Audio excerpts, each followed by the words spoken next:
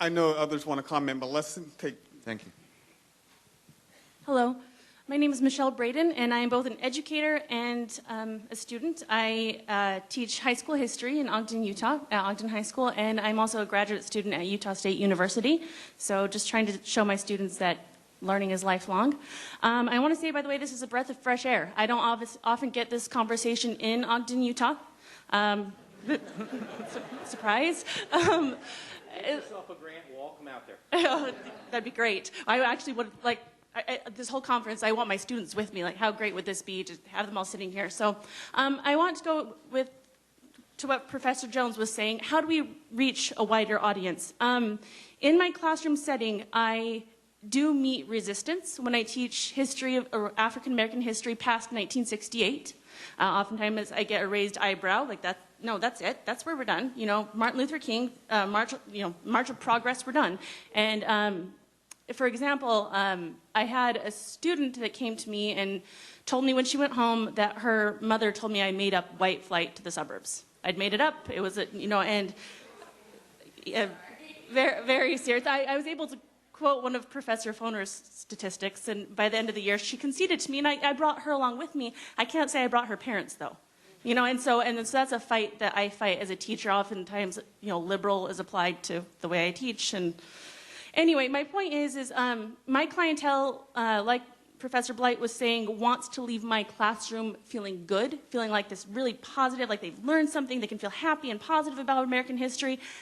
But how do we reach that wider audience? Because I feel like all of what I've learned and heard this weekend is really great, but how do we get that in the public schools, in the Midwest, in the West, outside of these urban centers? Because without that, I don't, it seems really difficult.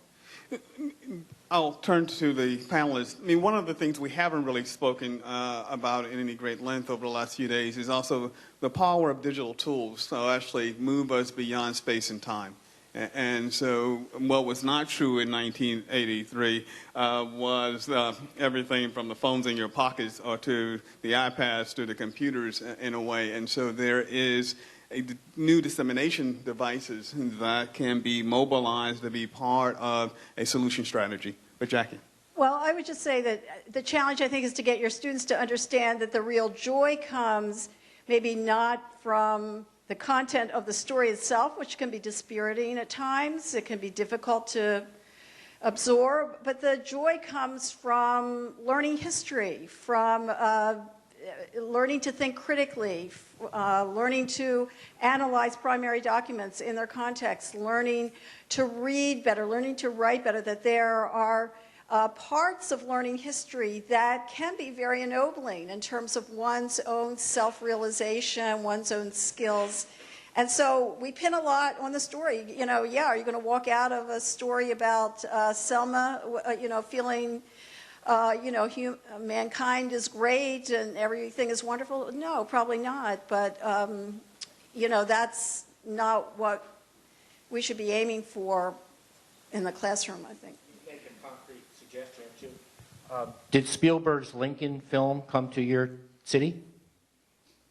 Did anybody in the history department offer to write a review for the local newspaper? No.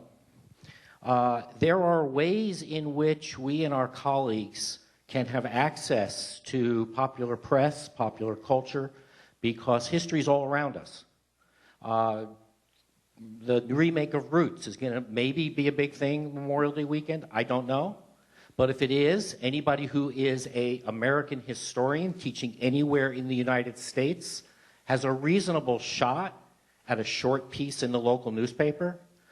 And there are lots of these opportunities, but earlier someone made some comment about how we don't respect local culture as academics.